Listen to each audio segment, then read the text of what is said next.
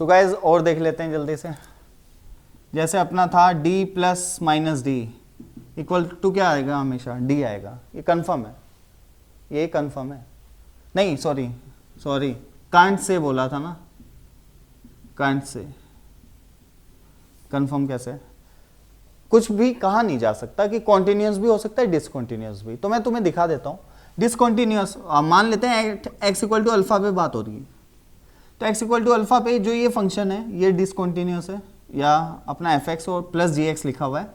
F x discontinuous है, जी x भी discontinuous है। तो फाइनली जो ओवरऑल फंक्शन है, लेट्स से it is H x. H x क्या है? एफ एक्स प्लस जी एक्स। तो जो एच एक्स है वो कैसा होगा, कॉन्टिन्यूस होगा या डिसकॉन्टिन्यूस होगा? तो इसके ऊपर मैं डिस्कस करने जा रहा हूँ।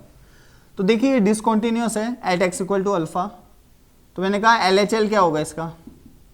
एल एच एल मैंने मान लिया 2, इधर 1 मान ली फंक्शनल वैल्यू, और आर एच एल जो मान लिया अपने वो कितना आया, वो 3 आ गया। ऐसा कुछ है, ठीक है, ओके। इसकी बात कर लेते हैं। इसका एल एच एल जो आया वो 1 है, are H L functional value 2 है, और ये 3 है। भाई डिसकॉन्टिन्यूस का मतलब तो यही होता है ना, डिफरेंट होते हैं, या दो सेम होंगे। लो सेम ले लो, कोई इफेक्ट नहीं पड़ता उससे। लो 2 2 ले लिया, ठीक। अब इनका एडिशन क्या आएगा? एच एक्स क्या आएगा? L H L. तो 2 + 2 4, फंक्शनल वैल्यू 2 + 1 3, और आर एच एल कितना आएगा? 6। तो ये तो डिसकॉन्टिन्यूस है। तो हम ऐसा क्यों नहीं बोलते कि डिसकॉन्टिन्यूस? क्योंकि पॉसिबल है, इस चीज़ को सेम बनाना पॉसिबल है। देखो मान लो एफ एक्स और जी एक्स है, तो F x is like -1, it is 0, it is 2, ठीक है। ये क्या है? -1 0 2, ओके। अब देखना ये 4 है, कौन? अपना एल एच एल, और ये भी अपना कौन है? L H L. ये अपना आर एच एल, ये फंक्शनल वैल्यू है। क्लियर? ओके। ये 3 है, ये 1 है। हो सकता है या नहीं? देखो -1 0 2 मतलब ना L H L R H L functional value कुछ भी इक्वल नहीं है। यहाँ पे भी L H L R H L functional value कुछ भी इक्वल नहीं है, ये अपनी फंक्शनल वैल्यू है। तो डिसकॉन्टिन्यूस तो है दोनों फंक्शन, इतना तो समझ आ रहा है। लेकिन ओवरऑल फंक्शन जो आया अपना एच एक्स, उसे अब देखो आप, एच एक्स में एल एच एल बताओ। एल एच एल मतलब लेफ्ट हैंड लिमिट ऐड करो, कितना आएगा? 3।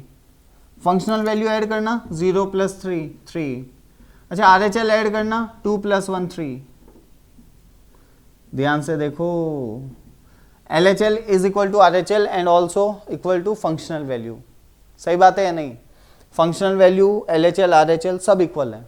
That means what? Answer is what? H x is what? Continuous function. H x क्या है? एक कॉन्टिन्यूस फंक्शन है। बात समझ आ रही है? तो बिल्कुल ऐसे होता है काम, दैट्स ऑल, ओके। तो ऐसे किए जाते हैं। जो मैंने बोला D plus minus D can not से, तो उसका मतलब है भाई कॉन्टिन्यूस भी हो सकता है, डिसकॉन्टिन्यूस भी होता है। तो अब इसके लिए कोई कंक्लूजन निकला क्या? नहीं, आपको चेक करना पड़ेगा। मतलब एल एच एल निकालो, आर एच एल निकालो, देखो, ठीक है। लिमिट निकालें, जो भी फंक्शन दिया गया है डी प्लस डी टाइप है, तो उसकी एल एच एल निकालो, आर एच एल निकालो, और फंक्शनल वैल्यू निकालो। अगर सेम आती है तो फंक्शन कॉन्टिन्यूस होगा, और अदरवाइज डिसकॉन्टिन्यूस होगा। ये जो मैं लिखवा रहा हूँ भाई D plus D can not से, वो इसलिए लिखवा रहा हूँ कि कुछ रिजल्ट ऐसे हैं जिनमें हम देखते ही बता सकते हैं। जैसे अभी हमने लास्ट में देखा, वहाँ पे हमने देखते ही बता दिया, तो आपकी कैलकुलेशन फास्ट हो जाती है। जब अच्छे क्वेश्चन बनते हैं तो इसी टाइप से बनते हैं कि आप ऐसी अप्रोच लगाएं।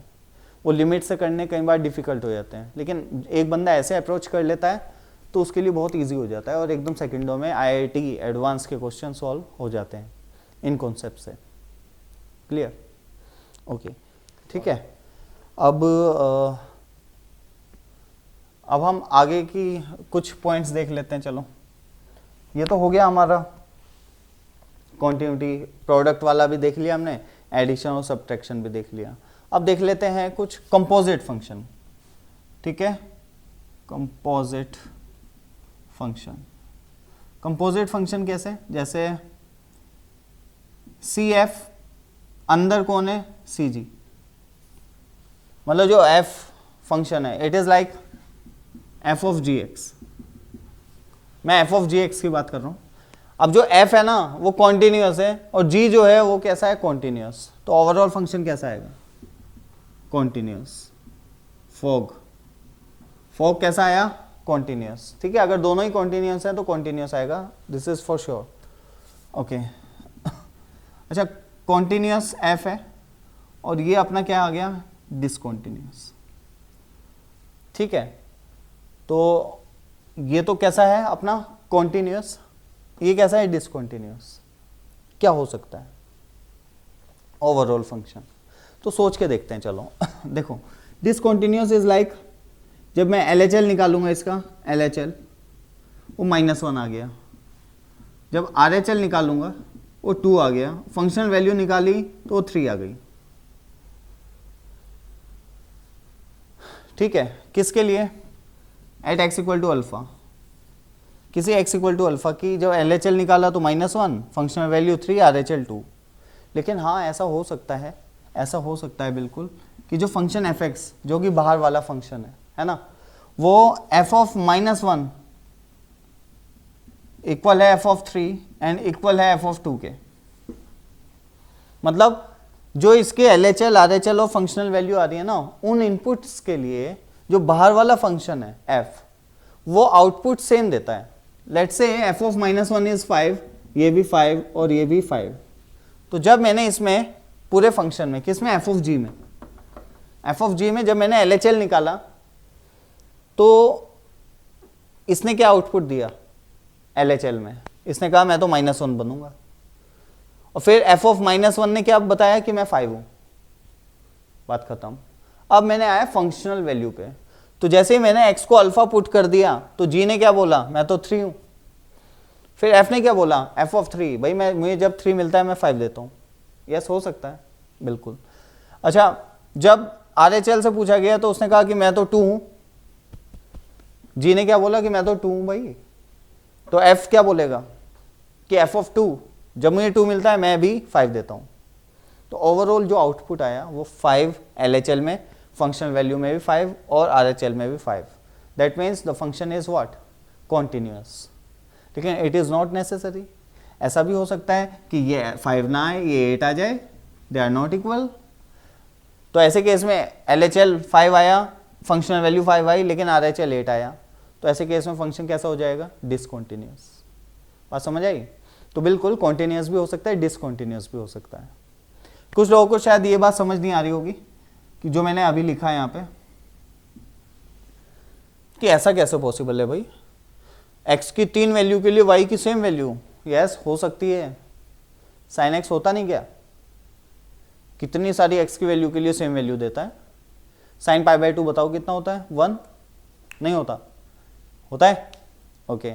sin 2π + π/2 बताओ कितना होता है, वो भी 1 होता है। sin 4π + π/2 बताओ कितना होता है, वो भी 1 होता है। तो सारे 1 होते हैं, है ना। तो एक फंक्शन x की काफ़ी सारी वैल्यूज़ के लिए y की सिंगल वैल्यू मिल सकती है, कोई टेंशन की बात नहीं है। अगर ऐसा कुछ हो रहा है तो कॉन्टिन्यूअस हो जाता है फंक्शन, अदरवाइज डिसकॉन्टिन्यूअस। क्लियर। तो मैं ये बोलूँगा इसके लिए, ओवरऑल ये तुम्हें एग्जाम्पल तो समझ आ गया। अब मैं ओवरऑल कमेंट कर देता हूँ इस पर कि जो फंक्शन आएगा ना, ये आएगा, कुछ भी नहीं आएगा, कांट से कुछ नहीं कहा जा सकता इसके बारे में। ठीक है, कुछ भी कहा नहीं जा सकता। ओके अच्छा, ये भी डिसकॉन्टिन्यूअस है, ये भी डिसकॉन्टिन्यूअस है। अब बताओ, अब भी कांट से, भाई ऐसा क्यों, अब ऐसा गुना क्यों कर रहे हो। लो देखो, इसकी LHL आया 1, फंक्शनल वैल्यू आई 2, RHL आया 3 मान लेते हैं। ठीक है, ओके। अब इसको इनपुट क्या मिल रहा है, इसको इनपुट मिला f of 3, f of 2, f of 1। Low f of 3 कुछ तो वैल्यू देगा भाई, डिसकॉन्टिन्यूअस होगा ठीक है किसी पॉइंट पे डिसकंटिन्यूअस होगा, किस पे, x इक्वल टू अल्फा पे। x इक्वल टू अल्फा पे ये फंक्शन डिसकंटिन्यूअस है, लेकिन x इक्वल टू अल्फा से तो कोई लेना देना ही नहीं इसका, बात समझ रहे हो। x इक्वल टू अल्फा से इसका कोई लेना देना नहीं है, क्योंकि इसका critical point x equal to alpha निर्धारित नहीं करता है, ठीक है। कौन करता है, ये अंदर वाला, ये आउटपुट क्या देता है, ये इस पे डिपेंड करता है, ठीक है। तो देखते हैं, मैंने कहा भाई f3 की वैल्यू हो सकता है f2 और f1 तीनों की इक्वल आ जाए। मैं ये थोड़ा ही कह रहा हूँ कि x इक्वल टू अल्फा पे जब ये डिसकंटिन्यूअस है तो LHL RHL और फंक्शनल वैल्यू निकाल रहा हूँ मैं, नहीं, ये f3 मिल रहा है इसको, वो f2 मिल रहा है, f1 मिल रहा है इनपुट, तो डिफरेंट है वो, टेंशन की बात नहीं है बिल्कुल भी। तो ओवरऑल बिल्कुल कॉन्टिन्यूअस हो सकता है ये, और ऐसा भी हो सकता है डिसकंटिन्यूअस हो जाए, ना हो इक्वल, तो ठीक है। तो in this case you have to find it, ठीक है, by just calculating LHL RHL and functional value, ठीक है। तो ये सबको कैलकुलेट करके ही आप इस पे कुछ कमेंट कर पाएंगे। एक मिनट, ये मैं हाँ ये तो एग्जांपल था ना, ठीक है। एक हो गया ये नहीं वो भी तो था, लिख देता हूँ, क्या है, कैन नॉट से, और क्या हो सकता है भाई, ये हो सकता है, इसमें क्या करेंगे इसमें सोच लेते हैं एक मिनट। देखिए मान लो x इक्वल टू अल्फा पे बात कर रहा हूं मैं, ध्यान से देखना किस पे बात कर रहा हूं, x इक्वल टू अल्फा पे।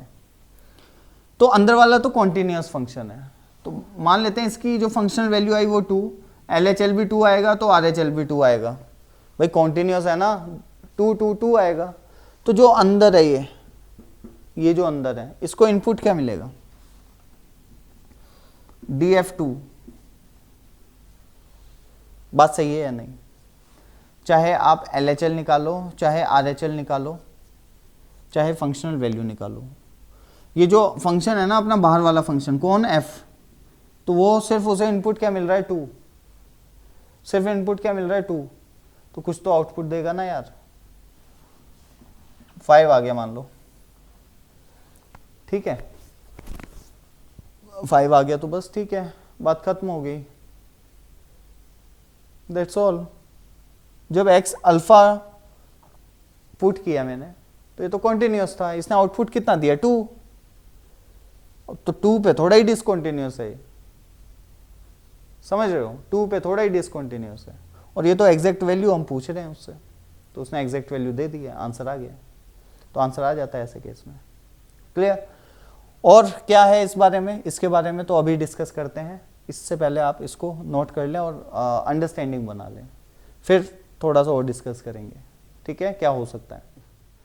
सो गाइज अभी हम बता देता हूँ जल्दी से जहाँ पे रुके थे, ऐसा कुछ था ना, आई थिंक डी था मेरे ख्याल से, हाँ ये एफ था, ओके सॉरी, कॉन्टिन्यूस, ये डिसकॉन्टिन्यूस, ये कॉन्टिन्यूस, तो जल्दी ये देख लो, इसमें भी अभी क्या आया था, डिसकॉन्टिन्यूस आ गया था, है ना, डिसकॉन्टिन्यूस नहीं कॉन्टिन्यूस आ गया था, लेकिन मैं तुम्हें बता दूं इसमें भी क्या रहता है, कांट से हम बोल नहीं सकते इस बारे में, ठीक है, क्यों नहीं बोल सकते, वो डिपेंड करता है इसकी वैल्यू पे। जैसे अभी हमने निकाला था और x इक्वल टू अल्फा पे, तो f(3) ये f है और ये g है, तो f(3) बन गया था वहाँ पे, है ना, ये f(2) बना होगा जो भी, हाँ f(2) बन गया था, और ठीक है वहाँ से तो वैल्यू आ गई थी, ठीक, लेकिन x इक्वल टू अल्फा पे ये डिसकंटिन्यूअस है, और ऐसा भी तो हो सकता है ना, ऐसा भी तो हो सकता है ना कि जो इसका आउटपुट है वो क्या है, अल्फा अल्फा अल्फा, तो जो बाहर वाला फंक्शन है उसे क्या मिला, अल्फा, सही बात है, उसे क्या मिला, अल्फा। तो जब इसके अंदर अल्फा पुट किया, बाहर भी अल्फा ही आया, ठीक, तो अब डिपेंड करेगा, अब डिपेंड कर जाएगा ये फंक्शन कॉन्टिन्यूअस है या नहीं, क्योंकि अब मुझे यहाँ पे लिमिट लगानी पड़ेगी चेक करने के लिए।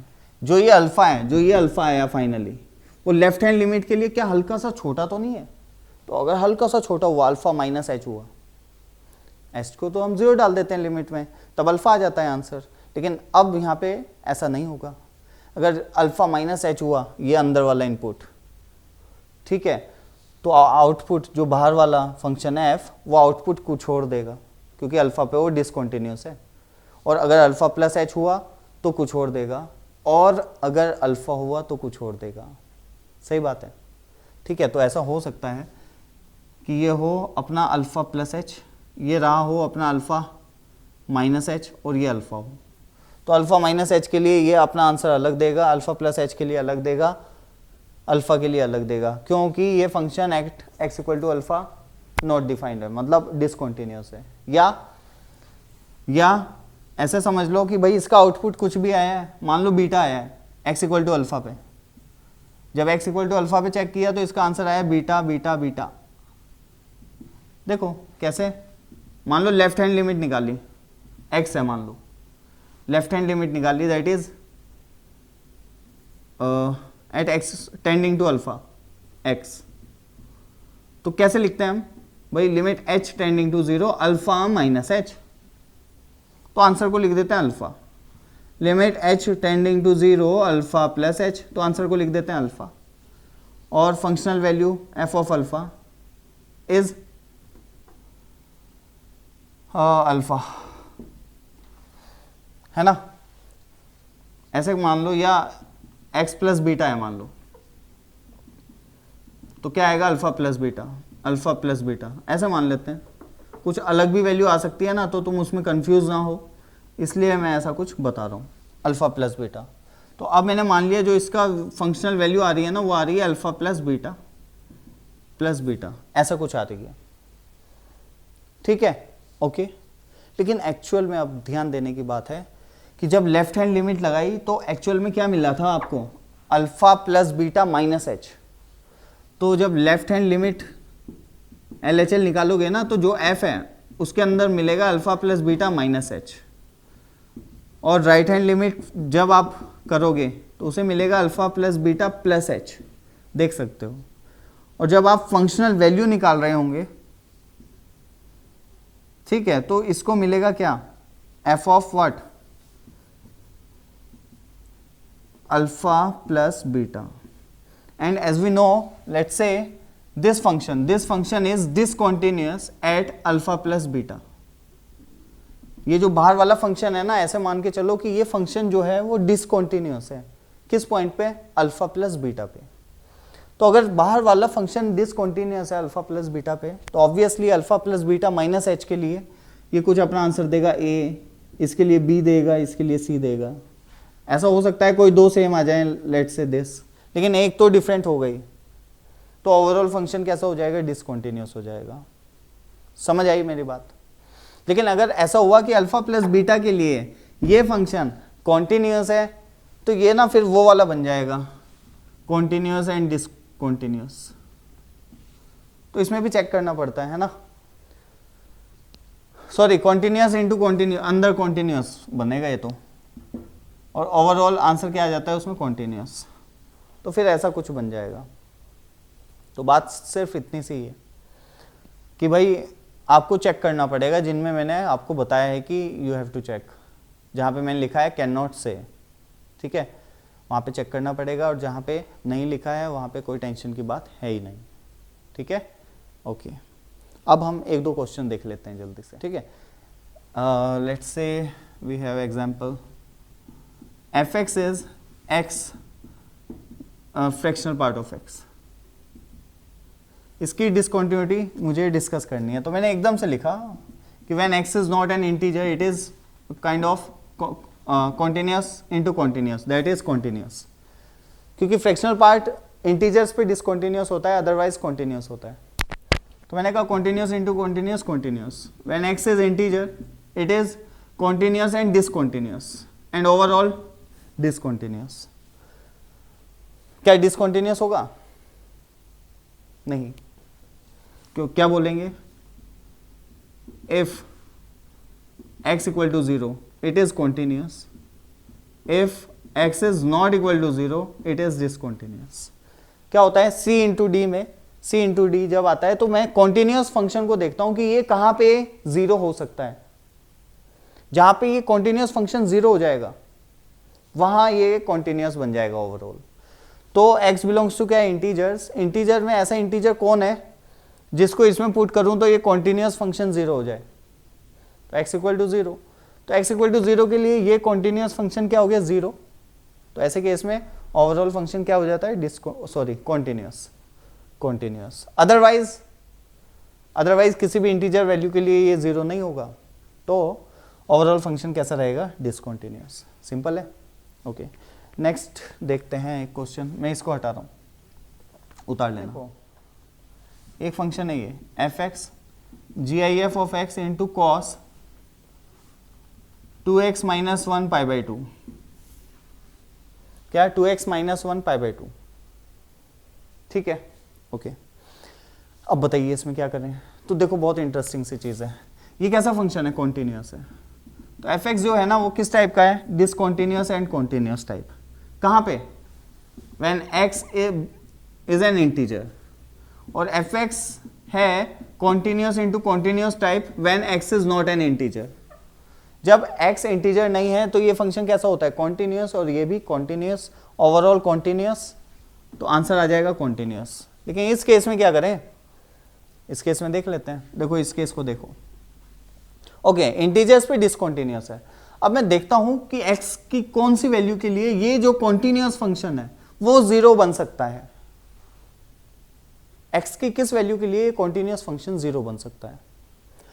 तो अगर आप ध्यान से देखें तो फंक्शन को ऐसे सेट किया गया है कि अगर x इंटीजर होगा ना ये हमेशा जीरो होगा, क्योंकि odd multiple of pi by 2 लिखा हुआ है।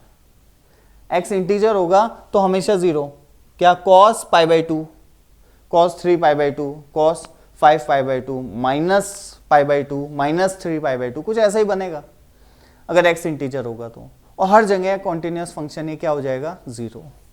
तो लिख दूंगा मैं, for all x belongs to integer cos 2x minus 1 pi by 2 is what, 0.